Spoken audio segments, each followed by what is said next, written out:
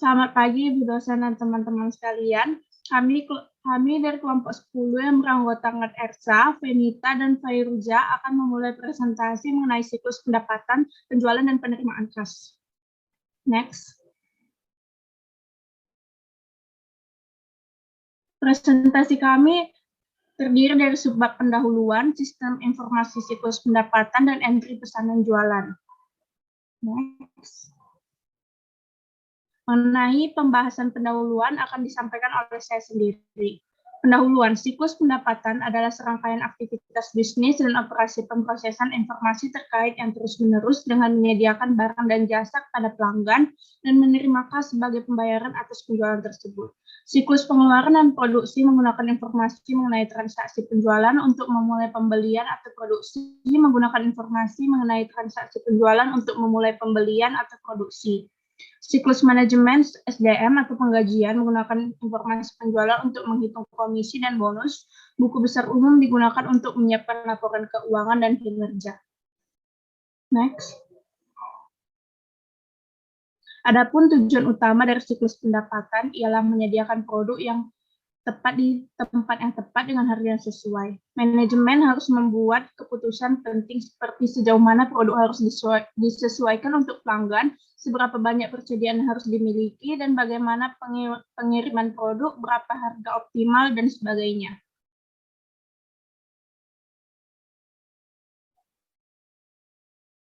Adapun untuk materi subbab kedua akan disampaikan oleh Fairuza. Kepada Fairuza, dipersilakan. Baik, terima kasih. Subbab kedua yaitu sistem informasi siklus pendapatan, di mana untuk prosesnya yaitu para pelanggan dapat menempatkan pesanan melalui internet yang akan diterima oleh Departemen Penjualan melalui telepon, faks, dan sebagainya. Sistem akan memverifikasi kelayakan kredit pelanggan, persediaannya, dan memberitahu pegawai gudang. Lalu pegawai gudang akan mengupdate status persediaan secara real-time. Beberapa pelanggan juga masih dapat mengirimkan cek kepada salah satu bank, di mana bank tersebut akan mengirimkan perusahaan file data pengiriman uang untuk memperbarui saldo rekening kas perusahaan dan rekening pelanggan. Selanjutnya ada ancaman dan pengendalian, di mana seluruh aktivitas siklus pendapatan tergantung pada database terintegrasi yang berisi informasi mengenai pelanggan, persediaan, dan harga. Adapun ancaman umum pertama yaitu data induk yang tidak akurat dan tidak valid, di mana hal ini dapat menyebabkan pengiriman barang ke lokasi yang salah, mengirimkan faktur ke alamat yang salah, dan menjual kepada pelanggan yang melebihi batas kreditnya. Cara untuk mengatasi ancaman ini adalah dengan menggunakan berbagai pengendalian integritas pemrosesan dan membatasi akses ke data. Jadi hanya pegawai terotorisasi saja yang dapat mengubah data tersebut.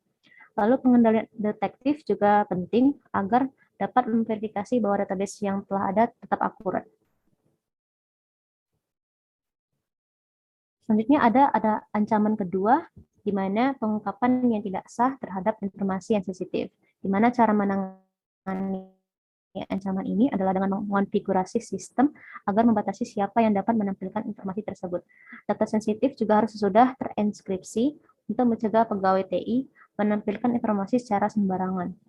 Lalu ada ancaman ketiga, yaitu kekhawatiran akan kehilangan atau kehancuran data induk. Cara mengatasinya yaitu dengan membuat backup data dan prosedur pemulihan bencana.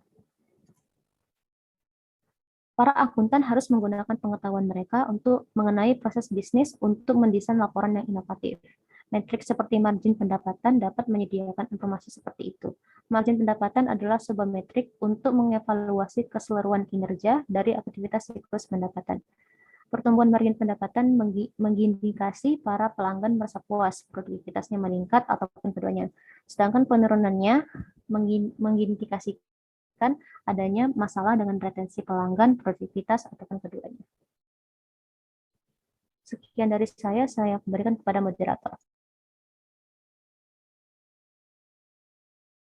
Selanjutnya untuk subbab ketiga yaitu entry penjualan akan disampaikan oleh Venita. Baik, terima kasih. Untuk materi yang ketiga yaitu mengenai entry pesanan penjualan. Siklus pendapatan dimulai dengan menerima pesanan dari pelanggan. Departemen penjualan yang melaporkan kepada Wakil Presiden Pemasaran biasanya menjalankan proses entry pesanan penjualan. Tetapi dengan meningkatnya para pelanggan, dengan sendirinya memasukkan banyak data melalui formulir dalam sebuah etalase situs sebuah perusahaan. Proses entry pesanan penjualan mengharuskan adanya 3 langkah yang harus dilakukan. Selain itu, kejadian penting terkait yang harus ditangani baik oleh Departemen Pesanan Penjualan atau oleh sebuah Departemen Layanan Pelanggan terpisah untuk merespon permintaan pelanggan. Next.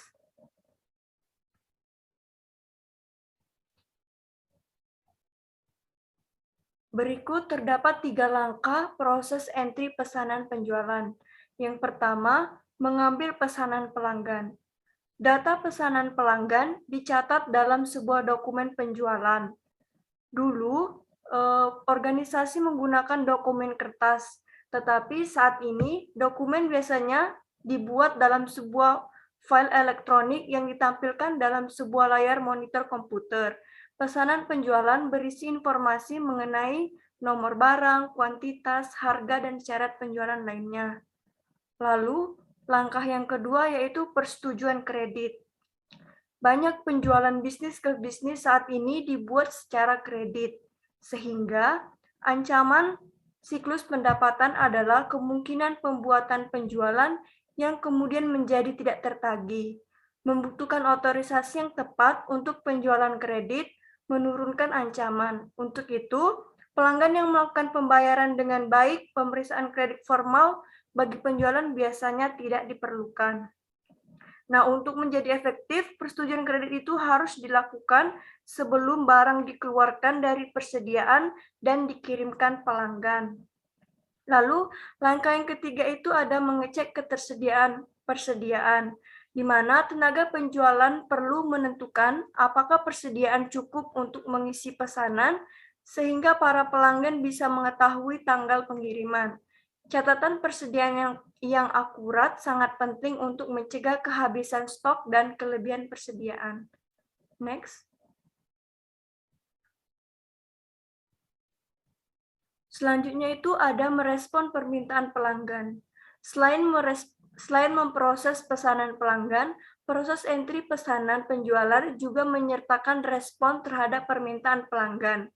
Terkadang permintaan ini terjadi sebelum pesanan dan sering pula terjadi setelah pesanan ditempatkan. Dalam kasus lain, respon terhadap permintaan pelanggan dengan segera dan akurat sangat penting bagi kesuksesan jangka panjang sebuah perusahaan, yang tujuannya itu untuk mempertahankan pelanggan. Layanan pelanggan sangat penting, sehingga banyak perusahaan menggunakan paket perangkat lunak khusus atau yang biasa disebut dengan Sistem Manajemen Hubungan Pelanggan atau CRM.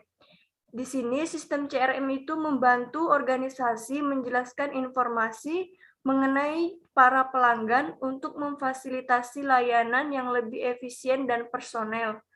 Meskipun demikian, banyak permintaan pelanggan yang bersifat rutin, sehingga perusahaan harus menggunakan TI untuk mengotomatiskan respon terhadap permintaan umum. Sekian materi dari saya kembalikan kepada moderator. Sekian penjelasan kami. Terima kasih telah mendengarkan. Dan mohon maaf jika terdapat kesalahan dalam penyampaian materi.